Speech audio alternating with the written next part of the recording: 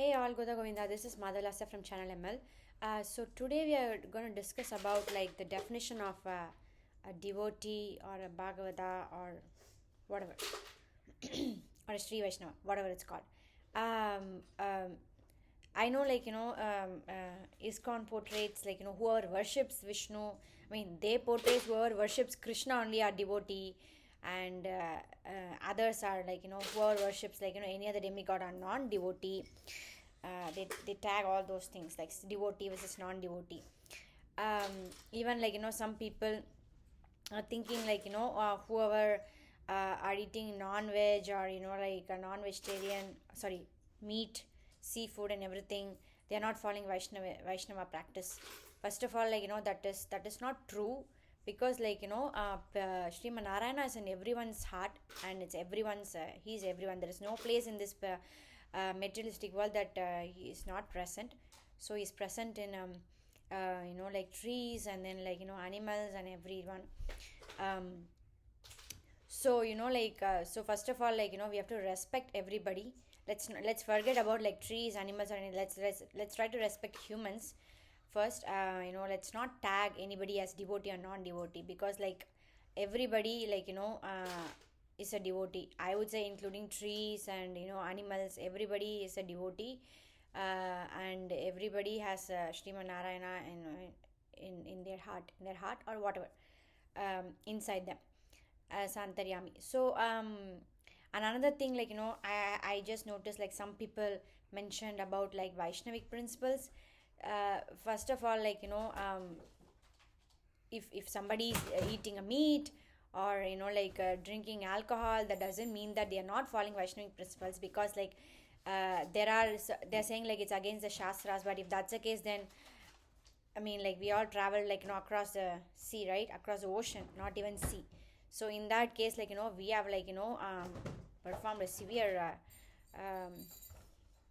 condemning act that is much worse than eating meat or fish.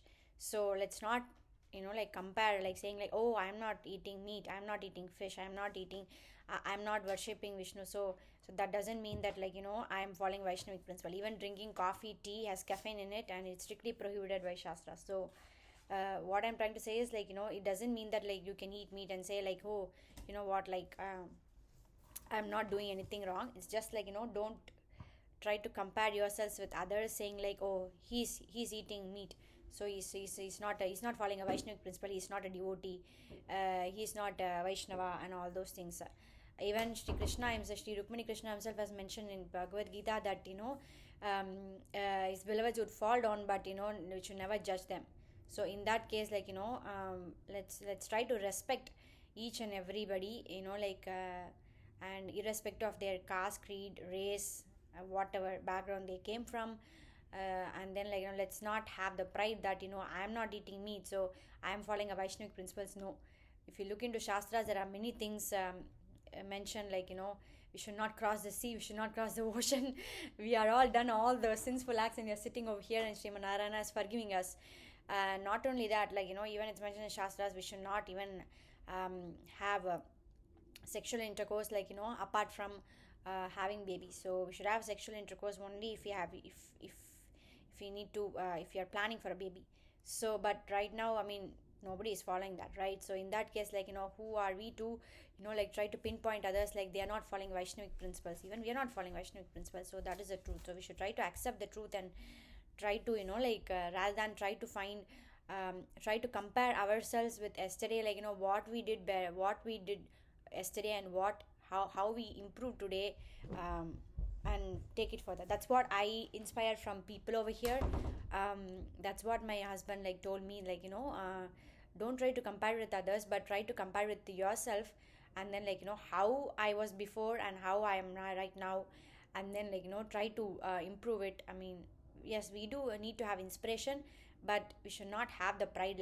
We should not pinpoint others, saying like, oh, they are devotee because they are great, they are just doing nama sankirtanam, or they are just following the principles and everything. I mean, we don't have any rights to tag anybody as devotee or non-devotee. I mean, to me, everybody are devotee, and everybody needs to be respected, because Sri Rukmani Krishna has mentioned, he is in everything.